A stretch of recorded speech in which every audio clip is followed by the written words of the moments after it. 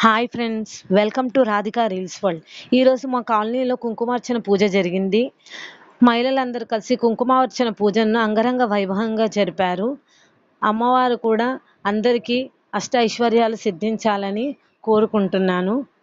సుమనస వందిత సుందరి మాధవి చంద్ర సహోదరి హేమమయీ మునిగణ వందిత మోక్ష ప్రదాయిని మంజుల వాసిని వేదనుతే పంకజవాసిని దేవసుపూజిత సద్గుణవర్షిణి శాంతియుతే జయ జయ హే మధుసూదన కామిని ఆదిలక్ష్మి పరిపాలయ మాం.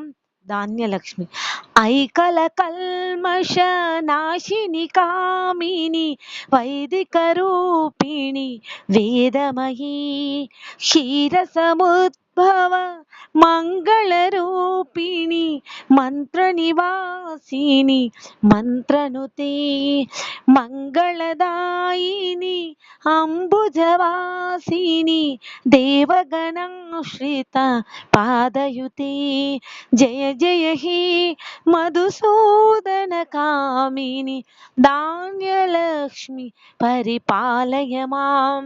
ధైర్యలక్ష్మి జయ వరవర్షిణి వైష్ణవి భార్గవి మంత్రస్వరూపిణి మంత్రమయీ సురగణ పూజిత శీఘ్ర ఫలప్రద జ్ఞాన వికాసిని శాస్త్రనుతే భవభయహారిణి పాప విమోచని సాధుజనాశ్రిత పాదయుతే జయ జయ హే మధుసూదన కామిని ధైర్యలక్ష్మి పరిపాలయ మాం.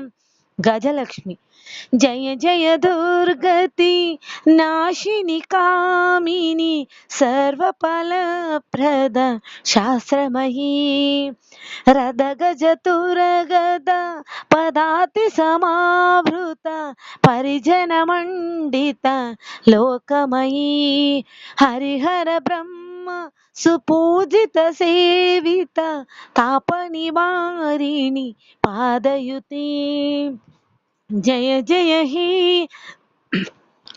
మధుసూదన కామిని గజలక్ష్మి రూపేణ పాలయ మాం.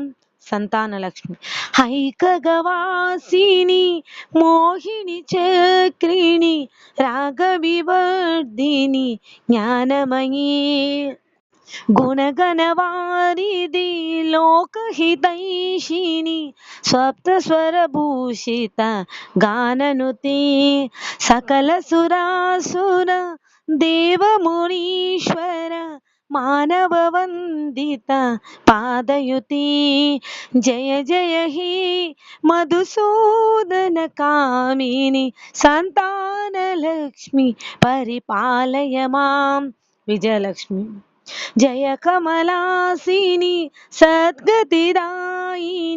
జ్ఞాన వికాసిని జ్ఞానమయీ అనుదినమర్చిత కుంకుమధూసర భూషిత వాషిత వాద్యనుతే కనకధరాస్తుతి వైభవ వందిత శంకర దేశిక మాన్యపది జయ జయ హే మధుసూదన కామిని విజయలక్ష్మి పరిపాలయ మాం.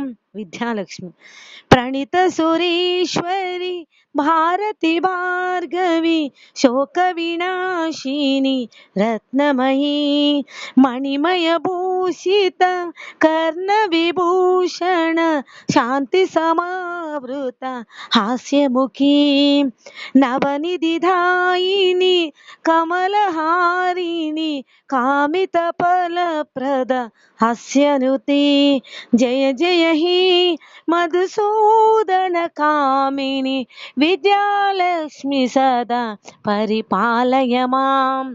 ధనలక్ష్మి. ధిం ధిమి ధిం ధిమి ధిం ధిమి ధిం ధిమి ధుందుదినాద సంపూర్ణమయీ ఘుం ఘుమ ఘుం ఘుమ గుం గుమ గుం గుమ శంఖనినాద సువాచ్యనుతి వేద పురాహితి హాస సుపూజిత వైదిక మార్గ ప్రదర్శనయుతే జయ జయ హి మధుసూదన కామిని ధనలక్ష్మి రూపేణ పాలయ మాం. అష్టలక్ష్మీ నమస్సుభ్యం వరదే కామరూపిణి విష్ణువక్ష స్థలరూఢే భక్త మోక్ష ప్రదాయిని చక్ర గదాస్సర్ విశ్వరూపేణ జయ జగన్నాథే మోహోన్య మంగళం శుభమంగళం. మీకు నచ్చినట్టయితే లైక్ చేయండి, సబ్స్క్రైబ్ చేయండి, ఫాలో చేయండి.